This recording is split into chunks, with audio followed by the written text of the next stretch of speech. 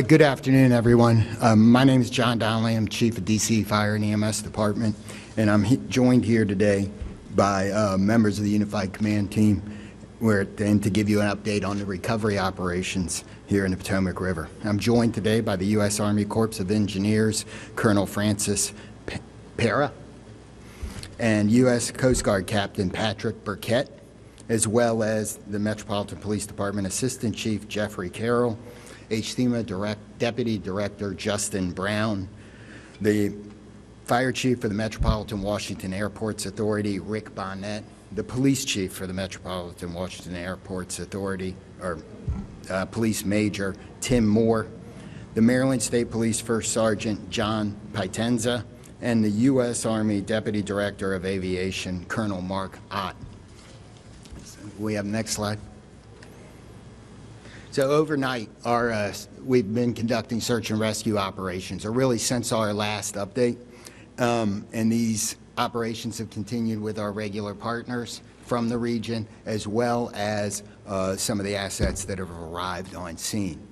During our salvage surveys in preparation to lift the aircraft, additional remains were located and removed from the river and taken to the medical examiner's office. So far, 55 victims have been positively identified from this aircraft, or from this accident. The NTSB, American, and PSA Airlines, as well as district officials, Red Cross, and some other support organizations are continuing to support the families at the Family Assistance Center and during a site visit. So far, the only injury on this event that we have to report is that one of the Metropolitan Police Department divers was transported to an area hospital to be checked out after a hypothermia situation. We're happy to report that he's doing fine, and that's the only injury we have. Today, for the rest of the day, the salvage crews are continuing to survey the site and get ready for tomorrow. Can we have the next slide?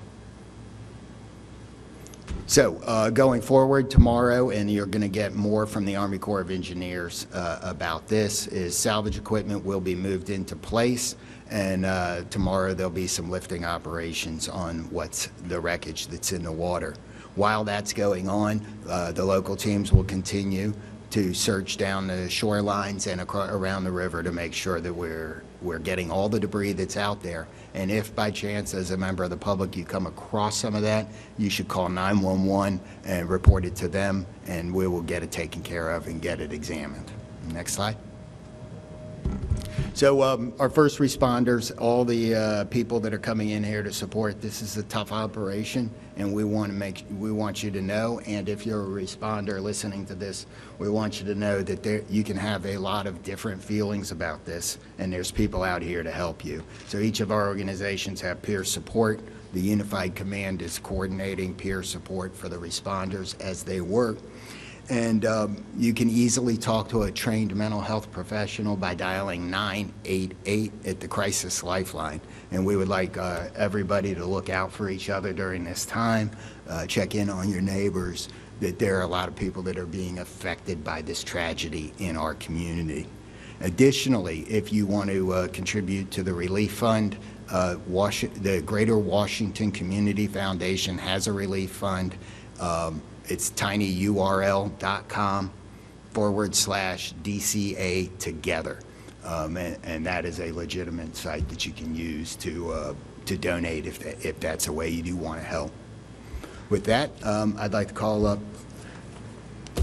Colonel Penna, and he's got a brief.